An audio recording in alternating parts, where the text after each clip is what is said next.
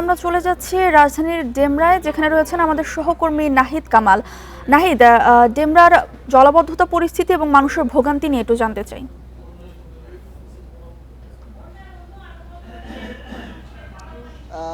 গত কয়েকদিনের টানা বর্ষণের মধ্যে ডুবে গিয়েছে যাত্রাবাড়ি ডেমরার বেশ কিছু এলাকা, এবং আমরা কিন্তু দেখেছি আমাদের আগে সহকর্মীও যেটি জানাচ্ছিলেন, অন্য সব এলাকায় বিশেষ করে খিলক্ষেত, উত্তরা, মিরপুর বেশ কিছু এলাকার কিন্তু চিত্র আসলে অনেক এলাকা এখনো ডুবে আছে।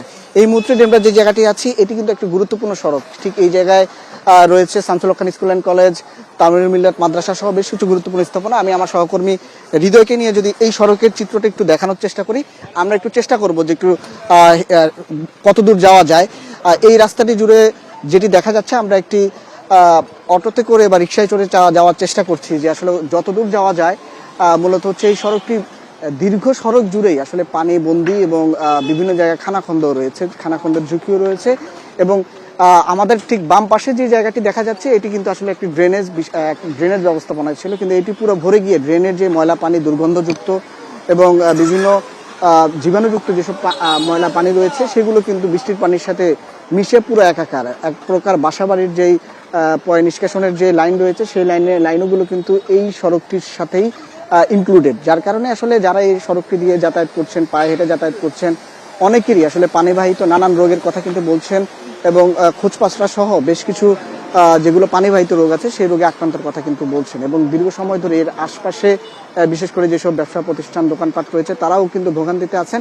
আমি এর আগের বুলেটিনে যেমনটি দেখিয়েছিলাম, যেহেতু শামসুল হক খান স্কুল অ্যান্ড কলেজের এখানে কয়েক হাজার শিক্ষার্থী এখানে নিয়মিত যাতায়াত করে এই সড়কটি দিয়ে, যার কারণে দেখা যায় আসলে কোমলমতি শিক্ষার্থী যারা রয়েছেন, বিশেষ করে স্কুলের শিক্ষার্থী এবং কলেজের শিক্ষার্থীও যারা রয়েছেন, এই সড়কটি তারা ব্যবহার করার কারণে অনেকেই কিন্তু আসলে নানান ধরনের রোগবালাই আক্রান্ত যেমন হচ্ছে, নির্ধারিত সময়ে স্কুলে যেতে পারছেন না, কলেজে যেতে পারছেন না, তাদের গন্তব্যে পৌঁছাতে কিন্তু বেগ পেতে হচ্ছে। এবং সড়ক জুড়েই আমরা যেটি দেখছি আসলে একদিকে ময়লার গাড়ি, আরেকদিকে হচ্ছে বাসাবাড়ির ময়লার যে ব্যবস্থা সেটি, আর এই পুরো সড়কটাই হচ্ছে এই জায়গায় যেহেতু পুরো ড্রেনেজটা জলাবদ্ধতার কারণে, জলাবদ্ধতার পানি, ড্রেনেজের পানি একাকার হয়ে গেছে, সেই ক্ষেত্রে ঝুঁকিও কিন্তু অনেক বেড়েছে।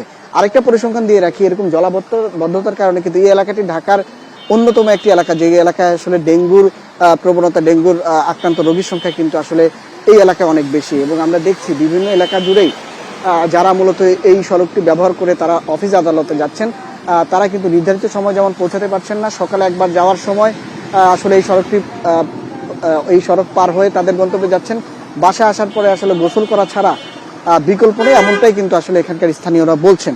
আরেকটা তথ্য জানিয়ে রাখি, এই সড়কটা জুড়ে আসলে পানি শুধু এখনই না, এই জলাবদ্ধতা কিন্তু আসলে সামান্য বৃষ্টি হলে এই জলাবদ্ধতার সৃষ্টি হয়, এমনটা কিন্তু স্থানীয় যারা আছেন তারা বলছেন। এবং এখানকার স্থানীয় যে সংসদ সদস্য আছেন তিনি আসলে তার নির্বাচনী ইস্তেহারে এই সড়ক সহ তার আশপাশের যে সড়কগুলো রয়েছে সেই সড়কের কথা বলেছেন। এই সড়কটি কিন্তু স্থানীয় যে সংসদ সদস্য আছেন তার বাসা থেকে অল্প একটু সামনেই কিন্তু এই সড়কের বেহাল দশা আমরা আসলে বিভিন্ন সময় বিগত কয়েক বছর ধরে কিন্তু ধরেই কিন্তু মানুষ দুর্ভোগের চিত্র বলে আসছেন।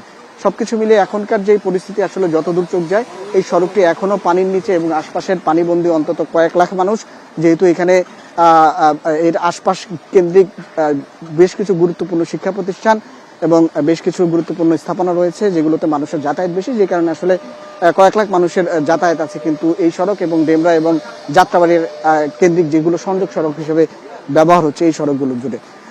এখনকার পর্যন্ত আমরা যতদূর পর্যন্ত যাচ্ছি, পানি কিন্তু এই সড়কটিতে গতকালকের বৃষ্টিতে হাঁটু পরিমাণেরও বেশি পানি কিন্তু এই সড়কটিতে ছিল, এবং এর পরবর্তীতে আস্তে আস্তে কিছুটা পানি জমেছে। আমি যদি একটু বাম পাশের চিত্র দেখানোর চেষ্টা করি, এইটা কিন্তু হচ্ছে ড্রেনেজের লাইন, এবং কিন্তু এটি এখন একেবারে সড়ক জুড়ে সড়কের সাথে মিশে গিয়েছে। আমি আমার সহকর্মীকে বলবো এখনকার যে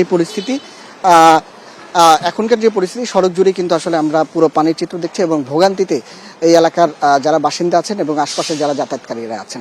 এই ছিল রাজধানীর ডেমরা এবং যাত্রাবাড়ি থেকে জলাবদ্ধতার সর্বশেষ খবর আমার কাছে। রাজধানীতে জলাবদ্ধতা পরিস্থিতি নিয়ে বিস্তারিত জানাচ্ছিলেন সহকর্মী নাহিদ কামাল।